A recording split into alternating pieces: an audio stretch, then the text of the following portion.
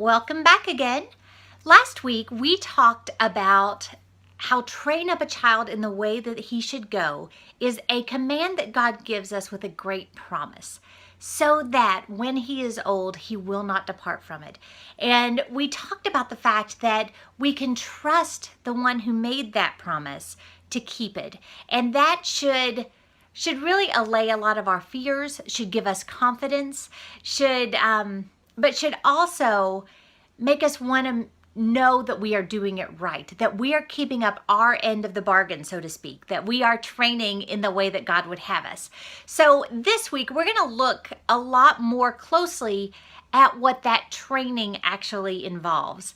I am one who loves words. I love to study words. I love to tear them down. I love to look at the meanings of them, both from their roots as well as kind of what that entailed in the culture in which it was originally written.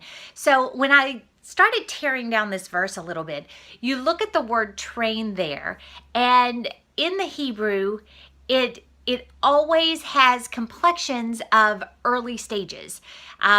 It talks about training as if it is something that's very foundational. It's what we're doing as soon as they're old enough to understand any kind of training. We're starting to build them and to direct them, to train them in the way that they should go, pointing them, in our case, towards Christ, giving them a solid foundation on which to build every other belief system, every other choice that they make. That happens beginning when they're very, very young. Now, this train, the word train here, has a lot to do, or it has complexions of either the mouth of a cave or the actual mouth. A lot of times it can be interchanged with that. And kind of as I was pulling on that thread and running it down, it's very, very interesting, because the mouth of a cave is where you enter. That is your first impression of that cave. The first thing that you see, you must go through that. That's kind of what we're saying here. The very first impression that our children are going to get of Christ, obviously, but also of behavior, of belief, of worldview, of morality, of all of these things. This happens at the mouth. It happens at the beginning. Before they actually enter into anything else, that's what they're getting. So training up has to start while they're very, very young. It's going to give them the foundation. It's going to give them their first glimpse of all of these things. But another complexion of this train word, when it has to do with the mouth, is when you take what a mom or a nurse used to do, and now we have a little bit cleaner ways, I guess, of doing it, but they would take the baby's food and they would chew it up a little bit, and then they would give it to the baby. We just have baby food that we mash up or we puree or whatever, but the babies can't take the same thickness, the same toughness of food that an adult can, even an older child can. But what I found so interesting about that little element of this word train was the mom, in this case, or whoever was feeding this child, had to take the time to actually chew up the food or mash up the food or do something to prepare that for the child. And the same is true as we are training up our children in an educational way or in a discipleship way. First of all, as parents, we have to process that food. We have to do something with it. It has to be ours first before we can pass it on.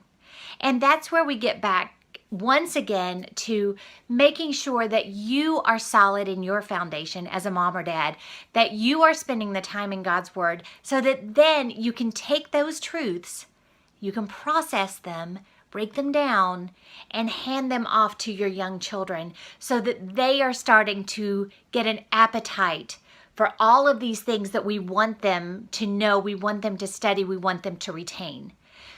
Now, another really cool thing about this, starting young, train up a child, is with education, with discipleship, with worldview, with all of these things, as I studied, there's a common thread that runs through all of them, and that is that the tracks you lay down while they're young, the truths that you inject into them while they're young, it generally takes extraordinary circumstances for them to depart from it. So we can take hope in the fact that as we are giving our children this strong foundation, as we are training them up, giving them an appetite for the things of the Lord, for following Him, for acting out of a love for Him.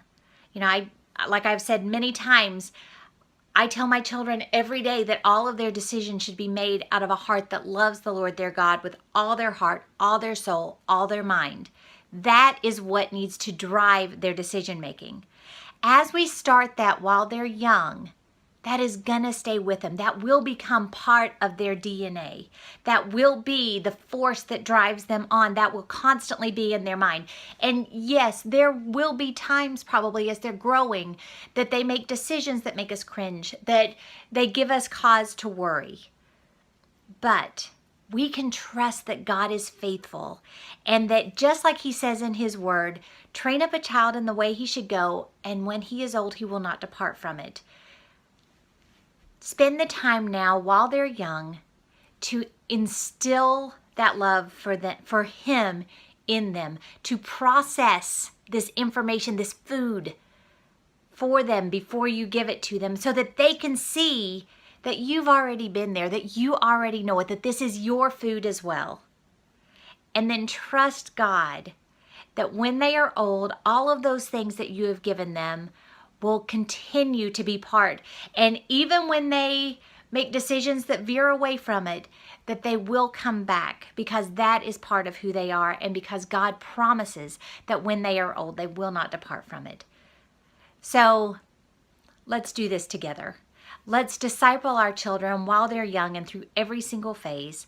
Let's take the time to build our relationship with God so that it is an authentic discipleship that we are passing on. And let's trust God to bring them, keep them all their days. If you enjoyed this video, you've got to check out Teach Them Diligently 365. Every week, there are even more thorough videos and chats about things that are interesting to you year-round.